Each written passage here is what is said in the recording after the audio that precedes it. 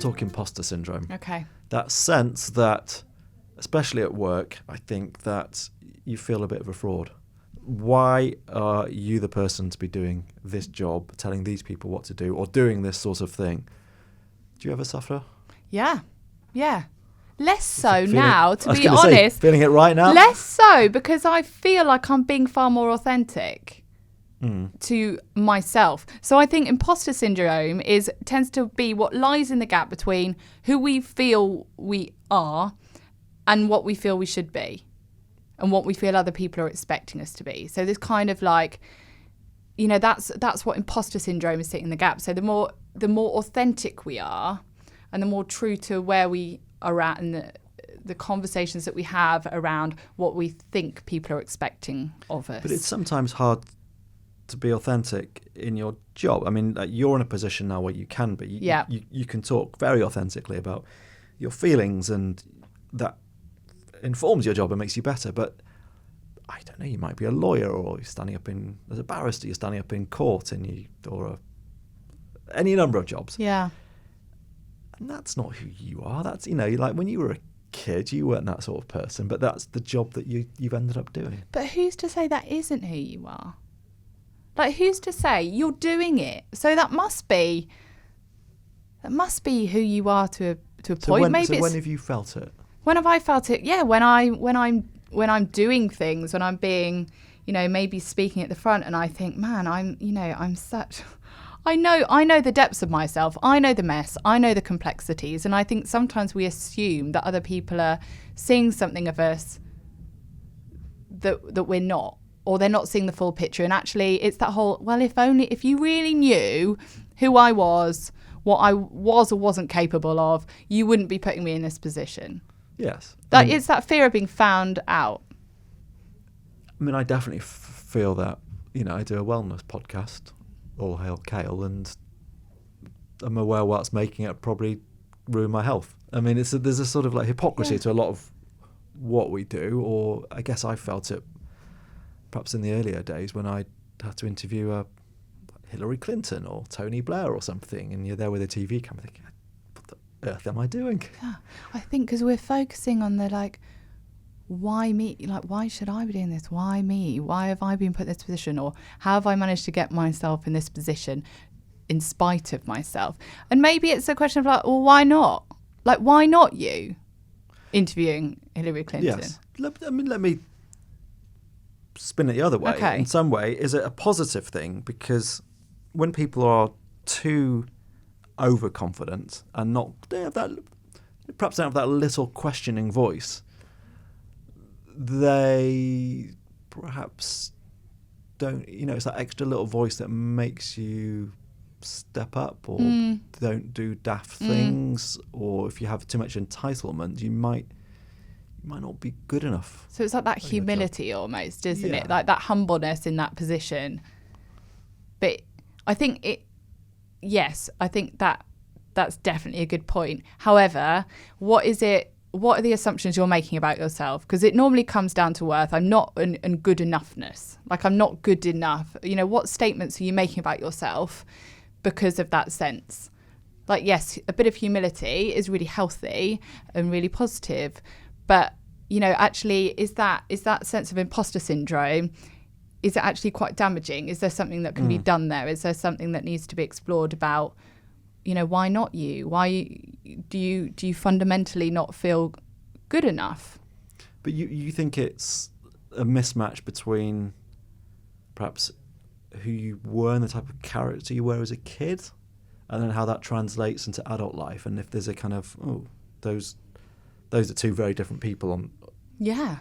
But actually, maybe we need to be a bit more fluid in how we see the different parts of ourselves. Like, I think we often separate ourselves out. Like, there's the work me, and this is what people expect of me. And then there's the me at home behind closed doors. And then there's the me with my parents when I regress to a teenager. And actually, what if we can just start to be a bit more flexible in the way that we think about this? What if they're just all different parts of the whole that make us us? What if you can be there interviewing Hillary Clinton one day, and then, at home in your PJs watching a box set and, avoiding social contact, the net, you know, and I think it's because we feel like the two can't sit together, that they're really incongruent. And do you, when you first did one-to-one therapy, that must have felt quite something when you're sat there and someone's pouring their emotional heart out to you and looking to you to kind of remedy where they're at. Well, especially seeing as I was kind of, you know, I was really young. I was like 24 and I'd be with clients in their 50s and I used to think, what must they think? What does this girl know? What the heck does she know about life? How the heck can she help me? You know, she's barely out of, you know, school. Yeah. Well, what the hell did you know? Well, I knew stuff. Exactly. You know, I didn't know as much as I know now, but I think, you know, I still knew stuff. And I think it's kind of growing into yourself sometimes. I think age does help. I think. Age and experience. I think it does help. But do you, in terms of techniques, do you think, is it sort of fake it till you feel it? I think, you know, that can work really well for some people. I think it's also questioning the shoulds and giving yourself the grace to grow. I think often we expect ourselves to be great at everything, and we forget that actually those around us probably have more grace for our learning and understanding of our learning into that role than we do. Do you think one sort of hack, God, I hate that term, I just used it, one technique is to perhaps dress in the way that makes you feel as though you've got more stature, you know, for that job? If you're doing a kind of particularly business type job or something, or do you does that give you the confidence to then do it, or does that kind of deplete your authenticity? Oh, it's both, isn't it? Sometimes we use those techniques, and actually when we kind of put on confidence, people relate to us as if we're confident, and then it kind of builds up confidence. So it kind of becomes a bit of a, you know, a self-fulfilling prophecy. However, I think that imposter, that sense of imposter, is when we feel like the authentic us is not the true us that other people are seeing and responding to. So it's that gap, and it's like, how do we make that gap smaller? You know, or is it a sense that actually we need to work on our own sense of value and our sense of enoughness? Because maybe fundamentally you just don't feel good enough to be doing that, but yet somehow you are, and one day you're going to be found out.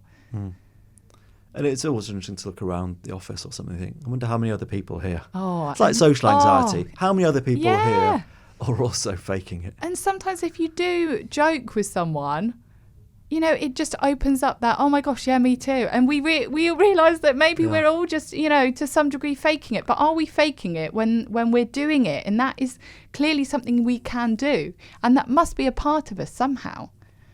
I think adulthood is nothing if not a lesson in how to blag, fake, cover up moods, project, and get away with it. But I think acknowledging these things as part of yourself. You know, if you're able to do it, then you're obviously able to do it. That's obviously a part of who you are. That's obviously authentic to you somewhere. If you're able to fake confidence, you've obviously got it somewhere in you to be able to do that. So maybe it's less about seeing all these different separate parts of us that don't feel like they can fit together, and just being like, well, that's obviously a part of me somehow. Maybe it isn't as removed from me. And then maybe you can step into it a little bit more and like almost embody it a little bit more. Good. Yeah. Good thoughts.